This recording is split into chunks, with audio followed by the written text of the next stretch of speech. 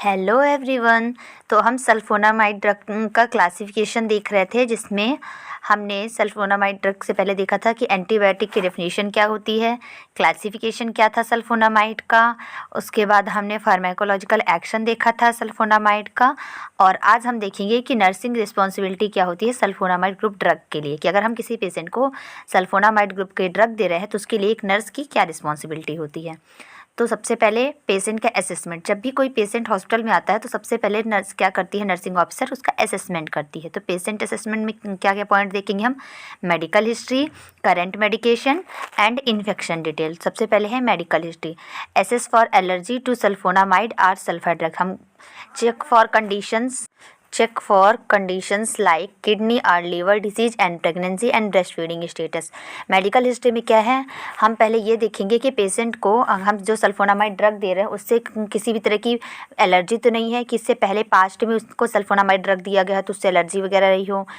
उसके बाद हम कंडीशंस देखेंगे कि पेशेंट को किडनी या लीवर की कोई डिसीज़ तो नहीं है, ये जो पेशेंट है वो प्रेग्नेंट मदर तो नहीं है, या ब्रेस्ट फीडिंग वूमेन तो नहीं है, तो ये चेक करना है। दूसरी बात है करंट मेडिकेशन। करंट मेडिकेशन में identify potential drug interaction, example warfarin, phenytoin. हम ये देखेंगे कि जो आइडेंटिफाई करेंगे पोटेंशियल ड्रग इंटरेक्शन, जैसे कि अगर वारफेरिन या फेनिटोइन दे रहे हैं तो ये सल्फोनामाइड ड्रग उससे सल्फोनामाइड ड्रग उससे इंटरेक्शन तो नहीं कर लेगा या उनके इफेक्ट को कम कर देना, ये सब देखेंगे। नेक्स्ट है infection detail. Confirm the type and severity of infection being treated. हमको ये कंफर्म करना है कि इन्फेक्शन है वो किस टाइप का है और कितना सीवियर है जिसका ट्रीटमेंट होने जा रहा है। तो ये पेशेंट असेसमेंट में ये 3 बातों का ध्यान रखना है, मेडिकल हिस्ट्री, करंट मेडिकेशन और infection detail.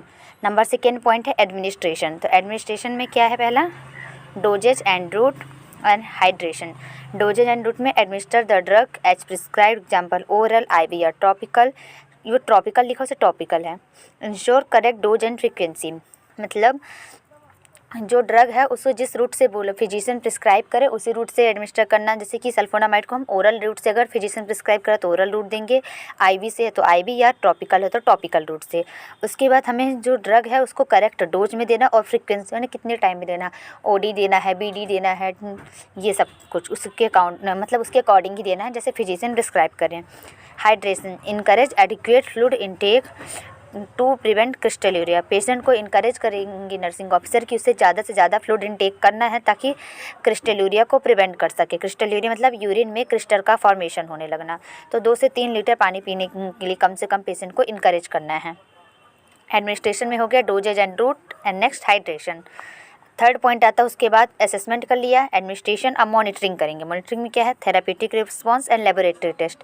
Monitor for improvement in infection symptoms, example reduce fever, pain और इन्फ्लामेशन। हम मॉनिटर करेंगे पेशेंट को कि जो इन्फेक्शन थे उसके सिम्टम्स में इम्प्रूवमेंट आ रहा कि नहीं।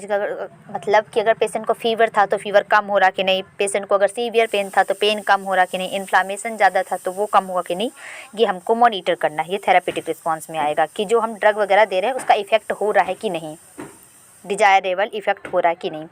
Next laboratory test. Laboratory test में monitor renal function, BUN, creatinine and liver function test periodically, check CBC for sign of blood डिस्क्रिएसिस।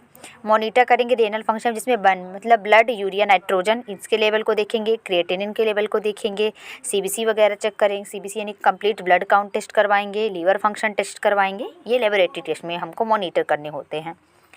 Next आता है पेशेंट एजुकेशन। पेशेंट एजुकेशन में सबसे पहला है medication adherence, side effect, hydration and sun exposure. Medication adherence में क्या है, emphasise the importance of completing full course of antibiotic even if symptoms improve. Medication adherence में यही होता है कि हमको पेशेंट को बताना है कि उसको जो भी ड्रग चल रहा है उसका पूरा कोर्स लेना है, उस एंटीबायोटिक का पूरा कोर्स लेना, कंप्लीट कोर्स लेना। सिम्टम्स कम हो रहे हैं मतलब उसको इम्प्रूवमेंट दिख रहा है, उसके बाद भी पेशेंट को लग रहा है कि अब वो ठीक हो गया है तो अब वो चाहता है कि एंटीबायोटिक का कोर्स बंद कर दे। तो हमको पेशेंट को एडवाइस करना है कि उसको ट्रीटमेंट का फुल कोर्स लेना है, और अगर फुल कोर्स नहीं लेगा तो आगे जाके फिर से वो प्रॉब्लम हो सकती है। तो मेडिकेशन एडहेरेंस में नर्सिंग ऑप्शन पेशेंट को ये सब इंपॉर्टेंस बताएगी। साइड इफ़ेक्ट में educate patient about potential side effect and when to seek medical help, example rash, fever, sore throat. इसमें नर्सिंग ऑफिसर पेशेंट को एजुकेट करेगी कि अगर किसी भी तरह के साइड इफेक्ट दिख रहे हैं तो उसे तुरंत ही हेल्थ पर्सनल को या मेडिकल हेल्प के लिए बताना है। जैसे कि अगर पेशेंट को उसकी बॉडी पे रैशेस दिख रहे हैं या फीवर हो रहा है या सोर थ्रोट यानी गले में खराश हो रही है, किसी भी तरह के अगर ऐसे साइड इफेक्ट दिख रहे हैं तो उसे वहाँ जो हेल्थ पर्सनल है उसको इन्फॉर्म करना है। Hydration, advise patient to drink plenty of fluid to prevent kidney complication. Patient को इंकरेज करेंगे, एडवाइज करेंगे, सुझाव देंगे कि उसे बहुत ज़्यादा मतलब सफिशिएंट अमाउंट में, जितनी ज़रूरत है उतने अमाउंट में पानी पीना, फ्लूइड इंटेक करना है ताकि किडनी वगैरह के जो भी कोई कॉम्प्लिकेशंस है उससे रोक सके। अभी ऊपर आपने देखा था ना, क्रिस्टल यूरिया हो सकता है, क्रिस्टल यूरिया से बचने मतलब क्रिस्टल का फॉर्मेशन हो जाना यूरिन में, तो इसलिए हाइड्रेशन के लिए एडवाइज करेंगे। Sun exposure, warn patient about photosensitivity and recommend using sunscreen and protecting cloth. Patient को वार्न करना, सावधान करना है कि उसे धूप की रोशनी से बचना है और सनस्क्रीन, जब भी वो बाहर जाए तो उसको सनस्क्रीन का अप्लाई करना है और प्रोटेक्टिव क्लॉथ्स का ऐसे कपड़े पहनने जिससे उसको ये यूवी रेज का एक्सपोजर कम हो। तो पेशेंट एजुकेशन में पहले मेडिकेशन एडरेंस, उसको कोर्स के कंप्लीट का बताया, पेशेंट को साइड इफेक्ट का बताया, हाइड्रेशन का एंड सन एक्सपोजर का। नेक्स्ट पॉइंट लास्ट में अब क्या करते हैं, डॉक्यूमेंटेशन। डॉक्यूमेंटेशन में है पेशेंट रिस्पॉन्स, डॉक्यूमेंट करते हैं patient response to the medication including improvement in symptoms और any adverse reaction. Patient documentation में जो पेशेंट रिस्पॉन्स में ये होता है कि हमको पेशेंट का रिस्पॉन्स को डॉक्यूमेंट करना पड़ता है रिटन में।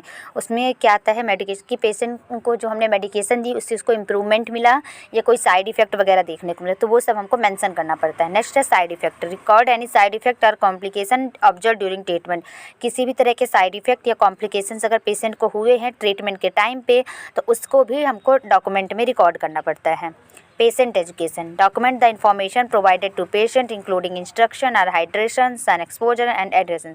जो भी हम पेशेंट को इन्फॉर्मेशन दे रहे हैं, एजुकेशन दे रहे हैं मेडिकेशन से रिलेटेड या ट्रीटमेंट से रिलेटेड, जैसे कि मतलब अगर हमने हाइड्रेशन से रिलेटेड दी कि उसको प्लेंटी या फ्लूइड इनटेक करना है, सन एक्सपोजर मतलब हमने पेशेंट को बताया कि उसे बाहर धूप की मतलब सूरज की रोशनी से बच के रहना है, यूवी रेज वगैरह से बचना है, और प्रोटेक्टिव सन जब भी अगर बाहर जाए तो उसको सनस्क्रीन अप्लाई करना, ये वाली एजुकेशन दी तो वो भी डॉक्यूमेंट करना। और एडिटेंस मतलब अपने पेशेंट को एजुकेशन दी कि उसे फुल मतलब कंप्लीट कोर्स लेना है एंटीबायोटिक का, तो जो भी हमने पेशेंट को एजुकेशन दी है वो भी हमको रिटन में डॉक्यूमेंट करना है।